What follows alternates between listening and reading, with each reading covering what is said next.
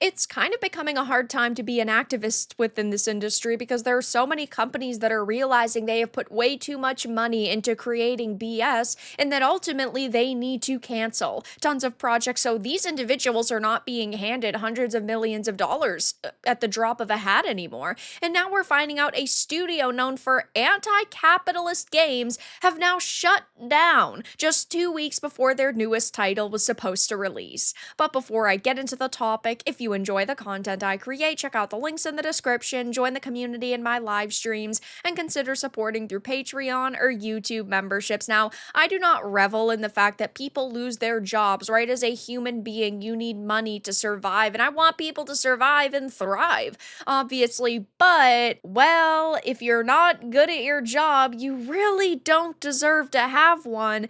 And if you are trying to make a game for a group of people that really doesn't exist, or maybe there's only a couple hundred of them in a market, well, I'm not going to sit here and feel all that bad for you that your studio has gone under and that your game is going to be a failure.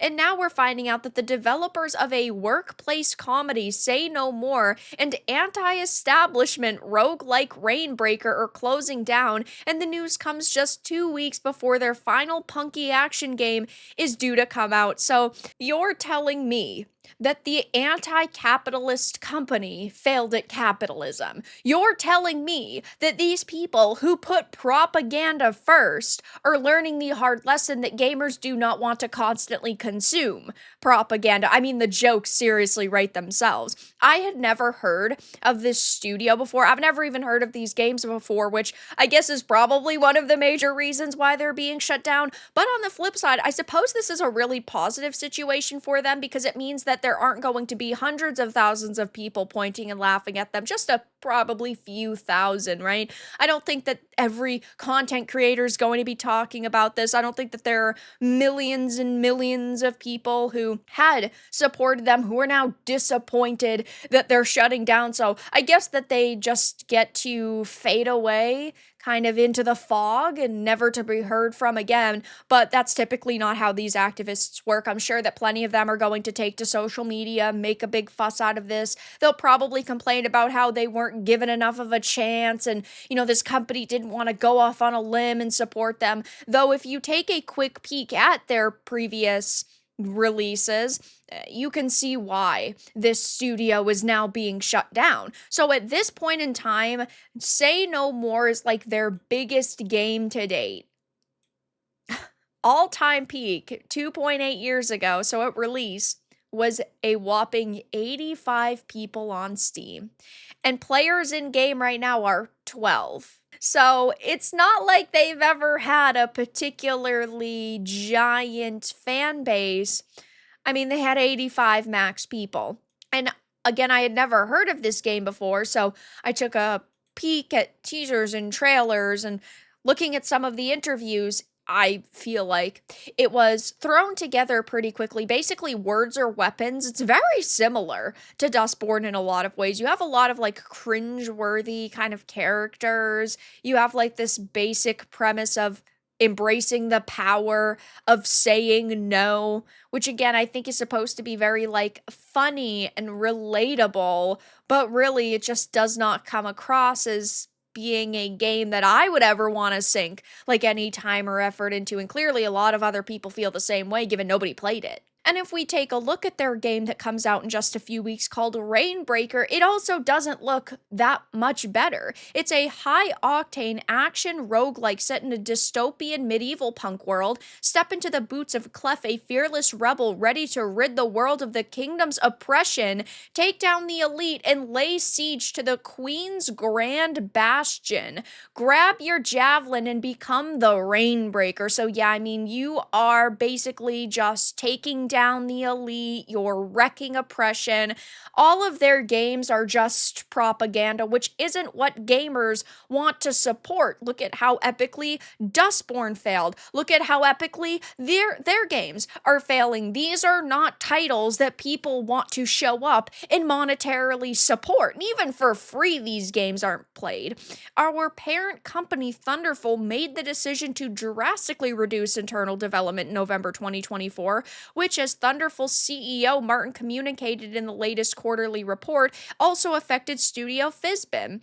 Since then, we've been exploring various opportunities to work on finishing Rainbreaker. Unfortunately, none of these projects will move forward, leading us to the difficult decision. This means that Rainbreaker will be Studio Fizbin's final game. Publishers Thunderful recently slashed 80 to 100 jobs across their studios and said they'll now focus on publishing games by outside studios. So we don't even know how many people actually worked at Studio Fizbin, but they had slashed 80 to 100 jobs across studios. So one would assume that this team was probably comprised of like maybe 10 to 15 people. It's not like we're ever really going to get complete confirmation, though they did try to put out these types of games and epically failed at it. The article talks about Rainbreaker specifically, clearly trying to hype it up a little bit, but as for the themes, it's a response to the quote, rise in right-wing authoritarianism all around the world, the growing class divide and exploitation, according to the community manager, Ian Stewart. If that sounds intriguing, you can play the demo on Steam yourself. So they are not even hiding the fact that it is straight up propaganda. I mean, it is an activist game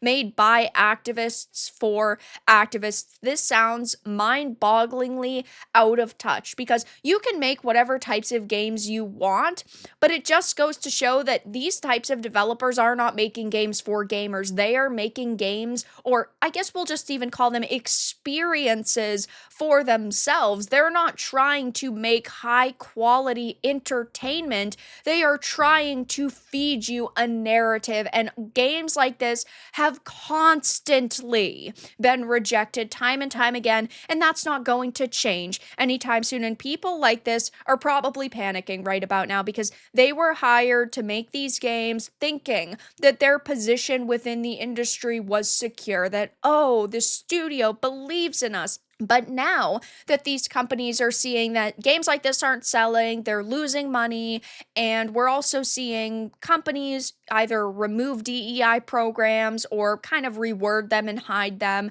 that they can no longer like outwardly monetize experiences like this, and they can no longer put hundreds of millions of dollars in some cases to trash heaps like this. They have to get rid of all these people. So these activists are freaking out. It's like Cypher of Tyr or Tanya DePass and the recent Wonder Woman game cancellation. She is a raging feminist, and we also know Gail Simone was a consultant on that title, another raging feminist, and those projects are being canceled left, right, and center, and I can't say I feel all that bad. My stance has always been developers create whatever they want, and I will always believe in that, but that does not mean that we have to buy it or monetarily support them. And if you're creating it, we are also allowed to criticize it. And oh boy, are games like this being raked across the coals by most gamers at this point. So when Rainbreaker comes out in 2 weeks, I don't think it's going to do particularly good for them. Again, fighting oppression, taking down elites,